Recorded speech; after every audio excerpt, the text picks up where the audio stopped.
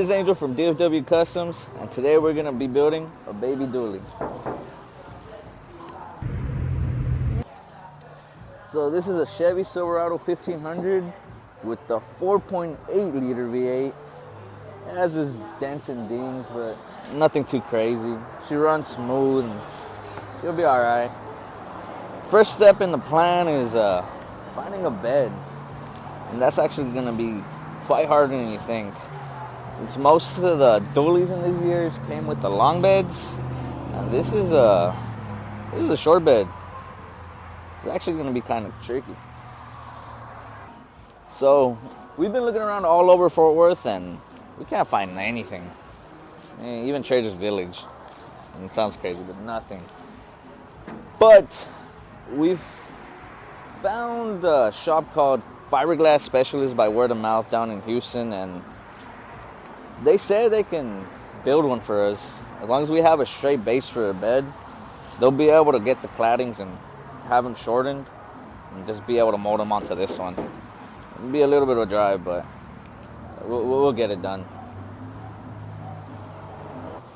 So now to just remove the hunk of tin off of this truck and get it shipped down in there. Now with the bed off, there's a couple of things I wanted to address with the suspension. We want it lowered, but nothing too crazy because we still want to carry light loads with her.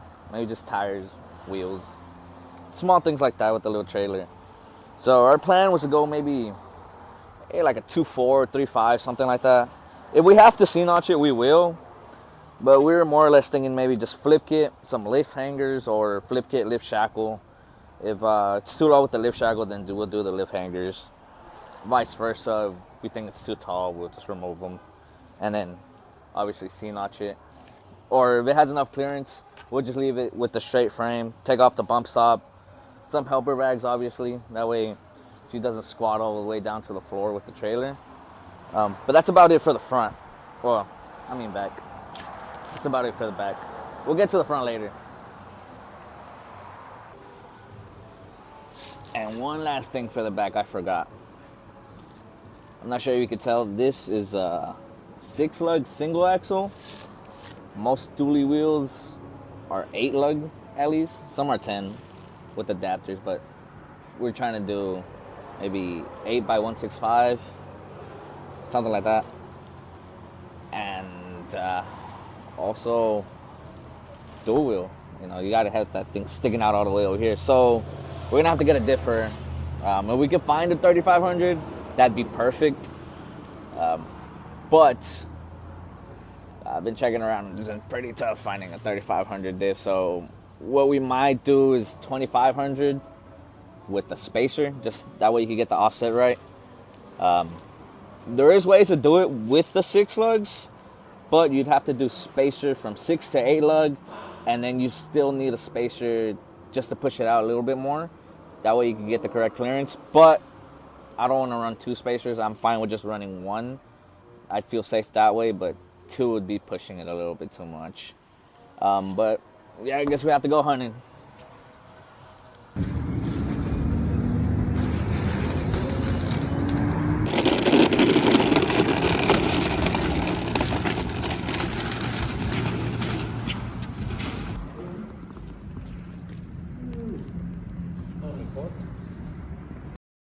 So we managed to find this 2500 diff locally. We did want a 35, with the dually little spacer part at the end, the little chunky, but we couldn't find anything. I have seen videos of people making these work, either them by putting a spacer, but there's not a lot of info on them with the 1500s. It's usually a 2500 to 3500 conversion, but from 15 to 35 or dual reel axle, there's not a lot of info out there. So I'm gonna mock it up first, and then I'll put the inner wheel and see how close it gets to the leaf spring. If we get barely anything in clearance, like maybe 1/4 inch, I might just add a little tiny spacer on the inside of the hub and just get the extended studs. And then if that still doesn't clear, I'll go ahead and do maybe like a 2-inch spacer. Then with the extended studs on the spacers, that way the tires don't hit on the leaf springs.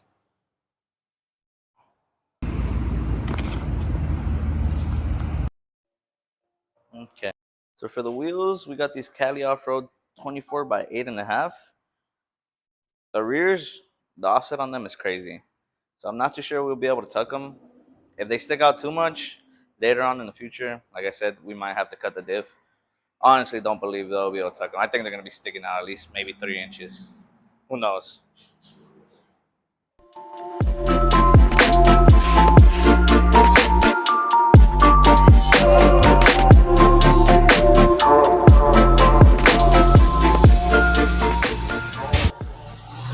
So for the front, we got these 2500 spindles. They're just going to be the A-lugs.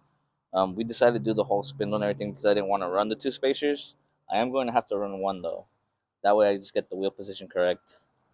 This one's missing a stud, but I'll get that taken care of real quick. Nothing too crazy. Hey guys, we just got word from the guys down in Houston that the bed was ready. We actually dropped it off a couple days ago. They got done with it pretty soon. I thought it was going to take maybe like a couple weeks, but it took maybe more or less than a week. Yeah, I'll keep you updated when we get there, see how the bed looks.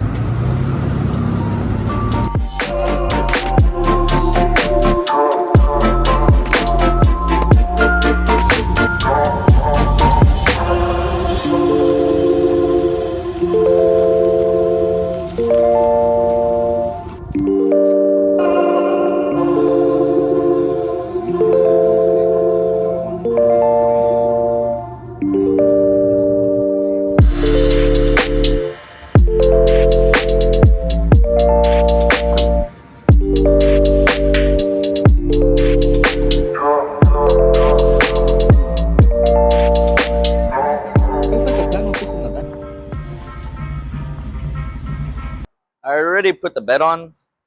It's almost done. There's a couple things we ran into. Since we did use a 2500 diff, we had a couple issues spacing out the rims. We had to get an 1.5-inch dually spacer to actually make it fit. Without it, the rim, even though being a low offset rim, was still hitting the leaf springs. I'm pretty sure you can make without maybe 1/2 inch. You could probably get an inch spacer instead of the 1.5 inch. But since we went to 295 tires, it helped out a lot. But if you do something like a 255/30 or 275/30, you could probably get the rim stupid close to the leaf springs. Concerning the differential, the 2500 diff is actually a 14-bolt floater. Everything else was pretty much straight bolt-on except for the drive shaft.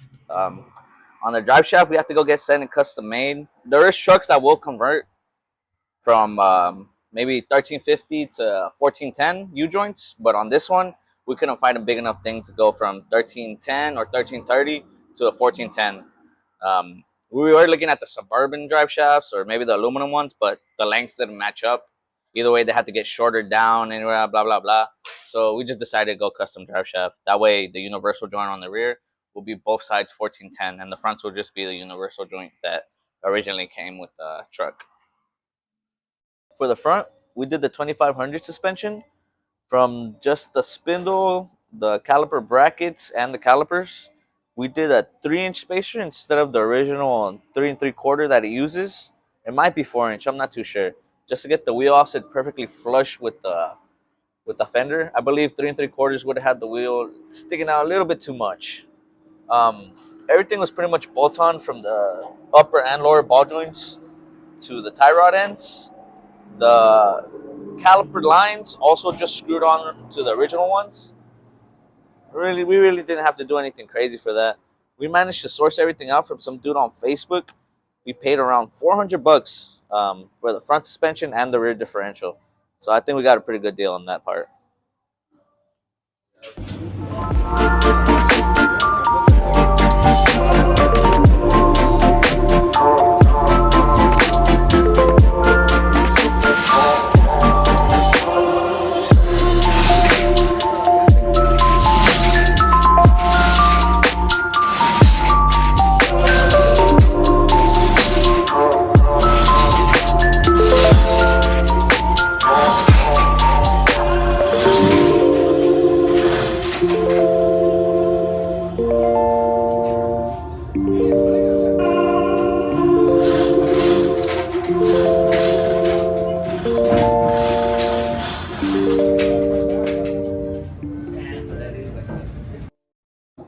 All right, so that's probably gonna be it for today. We still got a lot of stuff to take care of, like relocating the filler neck. I think the gas tank's about a foot away from the actual hole on this bed. We also got to get the drive shaft back in from the shop. Maybe lift up the front about 2.5 to 3 inches just to get the lean out of there. She's squatting downwards. Plus, I think it's gonna be rubbing up front. That's until we drop it at least. And then we're gonna do an HD front end, maybe a wrap or painting. We'll see what we do with that. We gotta get the tow mirrors and the lights on the bed on the top of the cabin. And that's probably gonna be it for her.